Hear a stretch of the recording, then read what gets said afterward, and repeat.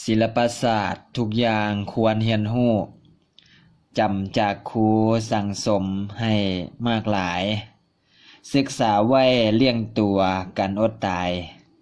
การมุ่งหมายไผรู้ก่อเกิดมงคลชีวิตที่8 10 ปัญจะการศึกษาศิลปวิทย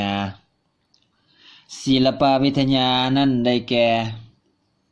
หัตถโกศลคือความฉลาดในหัตถกรรมความศึกษาอันเป็นเหตุให้เจริญในวิทยาความรู้ความฉลาดอันบ่ได้เกี่ยวกับวิชาสร้างเอิ้นว่าพหุสัจจะส่วนกับความศึกษาอันเป็นส่วนของวิชาสร้างเอิ้นว่าศิลปะใน10ปกถาแห่งธรรมนิติได้รวมวิชา18อย่างว่าเป็นศิลปะอันได้แก่ 1. วิชาฟังเสียงคนสัตว์ฮู้ว่าดีหรือว่าให้ 2. วิชาเข้าใจในระเบียบ 3. วิชาคำนวณ 4. วิชาการสร้าง 5. วิชาแบบแผนของราชการ 6. วิชาการค้า 7. วิชาเต้นระบำ 8. วิชากายบริหาร 9. วิชาแสดงแผงธนู 10. วิชาฮู้เล่กลอุบาย 11. วิชาโบราณคดี 12. วิชาการแพทย์ 13. วิชากาศตำนาน 14. วิชาดาราศาสตร์ 15. วิชาพิสัยสงคราม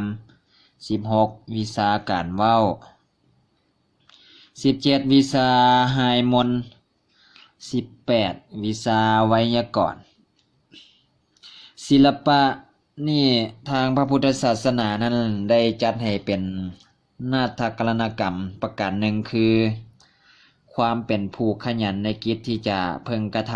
ำยกตัวอย่างเช่นพระอานนท์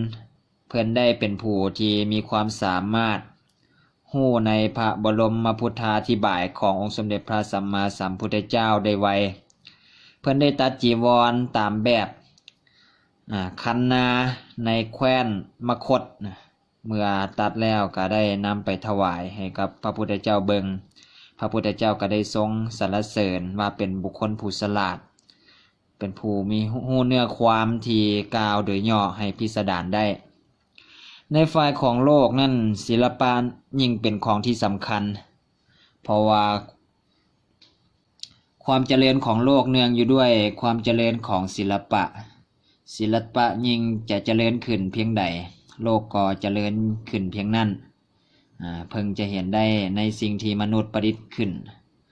หลากหลายพันที่จะพรรณนาได้